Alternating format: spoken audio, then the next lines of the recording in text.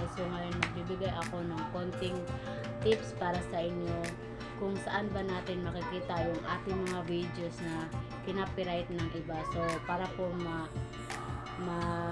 makasubmit po tayo doon na atin talaga yung videos, kaya ituturo ko sa inyo. Kung ikaw bago ka pa lang sa aking YouTube channel, please subscribe my YouTube channel and i-click mo yung notification bell para updated po kayo sa mga susunod na videos ko.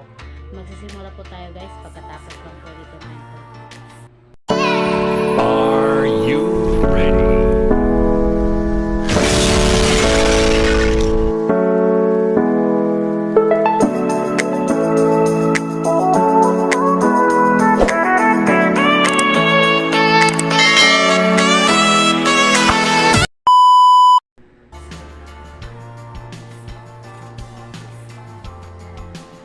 So ito na nga guys, ipapakita ko na sa inyo kung saan natin makikita ang mga videos natin na naka-copyright dito sa YouTube.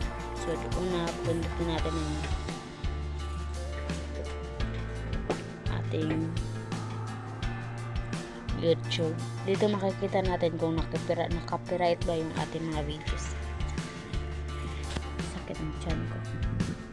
So dito, kung makikita nyo, mayroong nakalagay dyan na content, tapos analytics, may comment, tapos nakita nyo parang may C.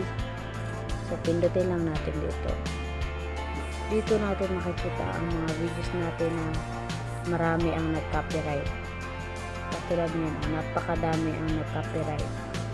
Mayroong nag-copyright sa aking videos. Ang views niya ay 190,000. So, ito namang isa, 59,000. Tapos, itong isa, 2,000. Tapos, yan, 1,600. Dito natin makikita lahat ang nag-copyright ng ating mga videos. Yan. Marami po ang gumagamit yung mga videos. Mas malaki pa yung mga views nila kaysa sa akin. So, dito, pipili kayo dito ng mga music. Dapat dito kayo kumuha ng mga music para hindi kayo makopyright ni YouTube.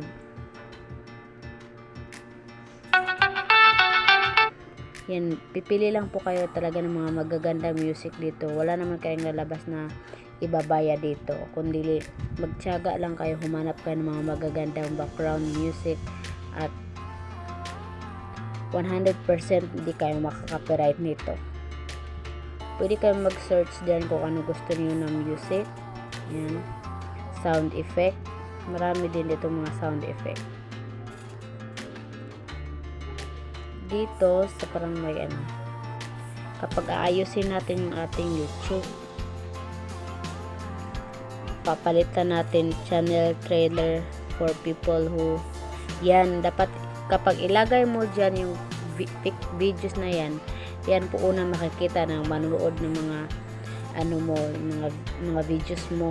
Parang yan po yung back ano niya, parang pagpaganda. So pwedeng palitan yan. Pwedeng palitan mo. Kapag papalitan niyo yan, pindutin niyo yung wait lang guys. Parang may dot na tatlo. Kung makikita niyo, may tatlong dot dyan sa gilid. Pindutin niyo yan, tapos change video, pipili kayo ng ano naman yung videos na ilalagay nyo dyan.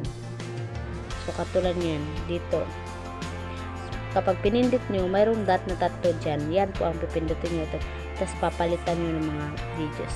Example,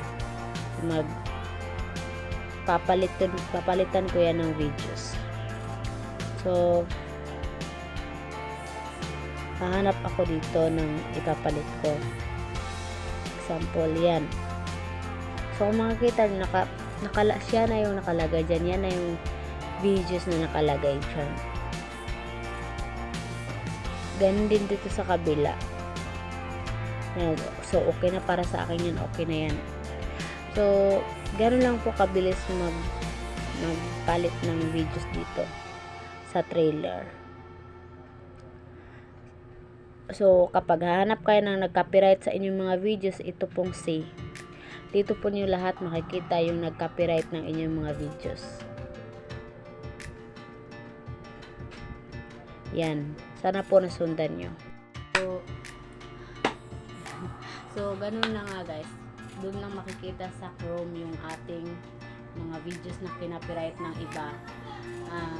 Ang mga tips ko rin para sa inyo, yung magsisimula pala mag-YouTube is huwag po kayong gumamit ng mga copyright na mga music. Doon po kayo kumuha sa Chrome, din sa library ng YouTube para po hindi po kayo makopyright ni YouTube. Kasi kapag na-copyright yung inyong videos is nahihirapan pa kayong i-delete yung mga copyright ninyong mga videos. So, kung ikaw hindi ka pa nakapag-subscribe, subscribe ka na sa aking YouTube channel and i-click mo notification bell para updated po kayo sa mga susunod na videos ko. At meron din po tayong Facebook page. Paki-follow na lang din po sa ating Facebook page. Jane Balaga po yung ating Facebook page. At paki-follow na rin po ninyo yung aking TikTok. And doon po ay nag-affiliate po ako doon. Marami po akong binibenta doon. At paki-follow na rin po. Mia Shop po yung kanyang name. So, sana po huwag kalimutan po subscribe and like and share na rin po. Thank you for watching guys. Bye-bye!